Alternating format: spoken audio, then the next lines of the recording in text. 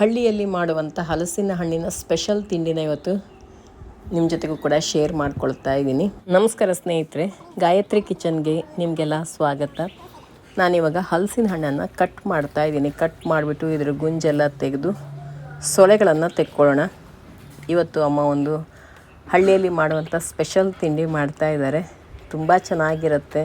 ಇವಾಗ ಮಳೆ ಕೂಡ ಬರ್ತಾ ಇದೆ, ಸಖತ್ತಾಗಿರುತ್ತೆ ಈ ಟೈಮಲ್ಲಿ ತಿನ್ನೋದಕ್ಕೆ.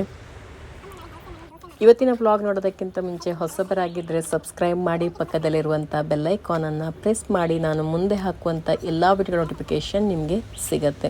ಇವಾಗ ಹಲಸಿನ ಹಣ್ಣಿನ ಸೊಳೆಗಳೆಲ್ಲ ತೆಕ್ಕೊಂಡಿದ್ದಾಗಿದೆ. ಅಮ್ಮ ಅಕ್ಕಿಯನ್ನು ನೆನೆ ಹಾಕ್ತಾ ಇದ್ದಾರೆ. 6 ಗಂಟೆಗಳ ಮುಂಚೆನೇ ಅಕ್ಕಿನ ನೆನೆಸಬೇಕು. ಇಲ್ಲಿ ಚಿಕ್ಕ ಲೋಟದಲ್ಲಿ 3 ಲೋಟದಷ್ಟು ಅಕ್ಕಿಯನ್ನು ತೊಗೊಂಡಿದ್ದಾರೆ. ನೋಡಿ, ಈ ಲೋಟದಲ್ಲಿ ಕ್ಲೀನಾಗಿ ಅಕ್ಕಿನ 2 ರಿಂದ 3 ಸಾರಿ ತೊಳ್ಕೊಬೇಕು.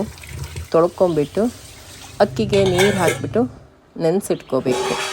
ಅದಾದ ನಂತರ ಈವ್ನಿಂಗ್ ಟೈಮಲ್ಲಿ ಒಂದು ಮಿಕ್ಸಿ ಜಾರ್ ತೊಗೊಂಬಿಟ್ಟು ಅದರಲ್ಲಿ ಹಲಸಿನ ಸೊಳೆಗಳನ್ನು ಹಾಕಿ ಅದು ನುಣ್ಣಗಾದ ಮೇಲೆ ಅದಕ್ಕೆ ನೆನೆಸಿಟ್ಕೊಂಡಂಥ ಅಕ್ಕಿಯನ್ನು ಹಾಕ್ಕೊಳ್ತಾ ಇದ್ದಾರೆ. ಅಕ್ಕಿ ಹಾಕಿಯೂ ಕೂಡ ನುಣ್ಣಗೆ ರುಬ್ಕೋಬೇಕು.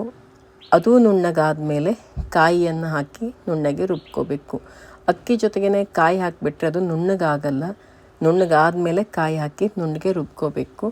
ಸ್ವಲ್ಪ ಬೇಕಂದರೆ ಇದಕ್ಕೆ ನೀರನ್ನು ಸೇರಿಸ್ಕೋಬೋದು. ಜಾಸ್ತಿ ನೀರು ಹಾಕ್ಕೊಳಕ್ಕೆ ಹೋಗಬೇಡಿ. ಇದು ಗಟ್ಟಿಯಾಗಿಯೇ ಇರಬೇಕು. ದೋಸೆ ಹಿಟ್ಟಿನ ಅದಕ್ಕೆಲ್ಲ ಹೋಗಬಾರ್ದು, ತುಂಬ ತೆಳುವೆಲ್ಲ ಆಗಬಾರ್ದು. ಅದಕ್ಕೋಸ್ಕರ ಆದಷ್ಟು ನೀರು ಹಾಕದೇ ರುಬ್ಕೊಳ್ಳೋದು ಒಳ್ಳೆಯದು. ಸ್ವಲ್ಪ ನೀರು ಹಾಕ್ಕೋಬೋದು ಅಷ್ಟೇ. ನೋಡಿ, ಈ ರೀತಿ ಗಟ್ಟಿಯಾಗಿರಬೇಕು ಹಿಟ್ಟು. ಹಿಟ್ಟು ತುಂಬಾ ನುಣ್ಣಗಾಗಿರಬೇಕು, ತರಿಯಾಗಿರಬಾರ್ದು. ತುಂಬ ನುಣ್ಣಗಾಯಿತು ಅಂದರೆ ಎಸ್ಲು ತುಂಬ ಚೆನ್ನಾಗಿ ಬರುತ್ತೆ. ಇದಕ್ಕೆ ನಾವು ಎಸ್ಲು ಅಂತೀವಿ, ಎಸಳು ಅಂತಾರೆ. ಒಂದೊಂದು ಕಡೆ ಒಂದೊಂದು ಹೆಸರಿಂದ ಕರೀತಾರೆ ಇದನ್ನು. ಮತ್ತೆ ಪುನಃ ಅಮ್ಮ ಇದನ್ನು ಮಿಕ್ಸಿ ಜಾರಿಗೆ ಹಾಕ್ಕೊಂಬಿಟ್ಟು ನುಣ್ಣಗೆ ರುಬ್ಕೊಳ್ತಾ ಇದ್ದಾರೆ. ಇದನ್ನು ಮಾಡೋದಕ್ಕೆ ನೀವು 3 ಲೋಟದಷ್ಟು ಅಕ್ಕಿಯನ್ನು ತೊಗೊಂಡಿದ್ದೀರಾ ಅಂತಂದರೆ 1.5 ಲೋಟದಷ್ಟು ಹಲಸಿನ ಹಣ್ಣಿನ ಪಲ್ಪ್ ತಗೋಬೇಕು. ನಂತರ 3/4 ಲೋಟದಷ್ಟು ಕಾಯಿ ತುರಿಯನ್ನು ತಗೋಬೇಕು.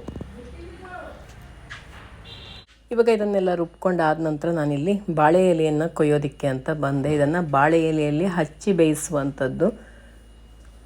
ಅದಕ್ಕೆ ಬಾಳೆ ಎಲೆಯನ್ನು ಕೊಯ್ಯೋದಕ್ಕೆ ಬಂದೆ. ತುಂಬ ಟೇಸ್ಟಿಯಾಗಿರುತ್ತೆ ಬಾಳೆ ಎಲೆಯಲ್ಲಿ ಮಾಡುವಂಥ ಈ ತಿಂಡಿ. ಅದರಲ್ಲೂ ಇವಾಗ ಮಳೆ ಬೇರೆ ಬರ್ತಾ ಇದೆ. ನೀವು ಕೂಡ ಟ್ರೈ ಮಾಡಿ ನೋಡಿ. ಹಲಸಿನ ಹಣ್ಣಿನ ಸೀಸನ್ನು. ಹಲಸಿನ ಹಣ್ಣಂತೂ ಸಿಗುತ್ತೆ ಇವಾಗ ಎಲ್ಲ ಕಡೆ. ಯಾವ ಹಣ್ಣಲ್ಲಾದ್ರೂ ಮಾಡ್ಬೋದು ಇದನ್ನು. ಅದೇ ಹಣ್ಣಾಗಬೇಕು ಇದೇ ಹಣ್ಣಾಗಬೇಕು ಅಂತಿಲ್ಲ. ಬಾಳೆ ಎಲೆ ಕೊಯ್ದಿದ್ದಾಯಿತು. ಬನ್ನಿ ಇವಾಗ ಹೇಗಿದ್ರಲ್ಲಿ ಮಾಡೋದು ಅಂತ ನೋಡೋಣ. ಈಗ ಹಿಟ್ಟಿಗೆ ರುಚಿಗೆ ತಕ್ಕಷ್ಟು ಉಪ್ಪನ್ನು ಸೇರಿಸ್ಕೊಂಡಿದ್ದಾರೆ. ನಂತರ ಸ್ವಲ್ಪ ಬೆಲ್ಲ, ಸಿಹಿಗೆ ಬೇಕಾದಷ್ಟು ಬೆಲ್ಲ. ಇಲ್ಲಿ ಅಮ್ಮ 3 ಚಮಚದಷ್ಟು ಬೆಲ್ಲನ ಸೇರಿಸಿದ್ದಾರೆ ದೊಡ್ಡ ಚಮಚದಲ್ಲಿ. ಹಿಟ್ಟು ನೋಡಿ ಈ ಥರ ನುಣ್ಣಗಿರಬೇಕು. ಇವಾಗ ಇದನ್ನು ಚೆನ್ನಾಗಿ ಈ ರೀತಿ ಮಿಕ್ಸ್ ಮಾಡ್ಕೋಬೇಕು. ಬೇಯಿಸಿದ ತಕ್ಷಣವೇ ನಾವು ಇದನ್ನು ಬಾಳೆ ಎಲೆಯಲ್ಲಿ ಹಚ್ಚಿ ಬೇಯಿಸಿಬಿಡಬೇಕು. ಮತ್ತು ಹುಳಿ ಬರಬೇಕಂತೇಳಲ್ಲ, ಅದನ್ನು ಇಡೋ ಕೆಲಸ ಇಲ್ಲ. ರಾತ್ರಿ ರುಬ್ಬಿ ಬೆಳಿಗ್ಗೆ ಮಾಡೋದು ಆ ಥರ ಏನಿಲ್ಲ. ಆಗಲೇ ರುಬ್ಬಿ ಆಗಲೇ ಅದನ್ನು ಬಾಳೆ ಎಲೆಯಲ್ಲಿ ಹಚ್ಚಿ ಬೇಯಿಸುವಂಥದ್ದು. ಇವಾಗ ಬಾಳೆ ಎಲೆ ಎಲ್ಲ ಬಾಡಿಸ್ಕೋಬೇಕು. ಯಾಕೆಂದರೆ ಇದು ಬಾಡಿಸಿಲ್ಲ ಅಂದರೆ ಹಚ್ಚೋದಕ್ಕೆ ಬರಲ್ಲ. ಬಾಡಿಸಿದ್ರೆ ಮೃದು ಆಗುತ್ತೆ ಬಾಳೆ ಎಲೆ, ಇಲ್ಲಾಂದರೆ ಒಡೆಯೋದು ಬಿಡತ್ತೆ. ಇವಾಗ ಇಡ್ಲಿ ಮಾಡುವಂಥ ಅಟ್ಟಿನ ಕೋಳಿಗೆ ಮಾಡ್ತಾ ಇರೋದ್ರಿಂದ ಇದಕ್ಕೆ ನೀರು ಹಾಕಿಬಿಟ್ಟು ನೀರನ್ನ ಕಾಯಿಸೋದಕ್ಕೆ ಇಟ್ಕೋಬೇಕು. ಮೊದಲೇ ನೀರು ಹಾಕಿಬಿಟ್ಟು ಇಟ್ಕೋಬೇಕು ಮೊದಲು ಬಿಸಿ ಆಗೋದಕ್ಕೆ.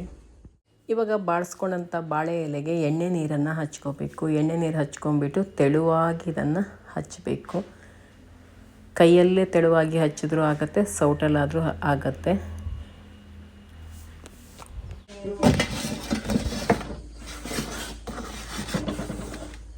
ಕೆಳಭಾಗದಲ್ಲಿ ಈ ರೀತಿ ಬಾಳೆ ಹಾಕ್ಕೋಬೇಕು. ಯಾಕಂತಂದರೆ ನೀರು ಮೇಲೆ ಬರುತ್ತಲ್ಲ, ಅದೆಲ್ಲ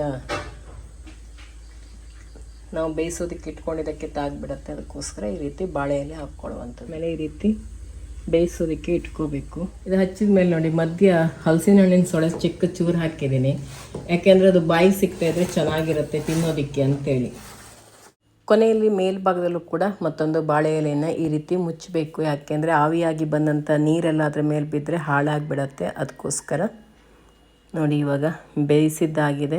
ಬೆಂದ ಮೇಲೆ ಯಾವ ರೀತಿ ಕಾಣ್ತಾ ಇದೆ ಅಂಥೇಳಿ. ಎಸ್ಲು ತಿನ್ನೋದಕ್ಕೆ ರೆಡಿಯಾಗಿದೆ. ತುಂಬಾ ಟೇಸ್ಟಿಯಾಗಿದೆ ಮಾತ್ರ.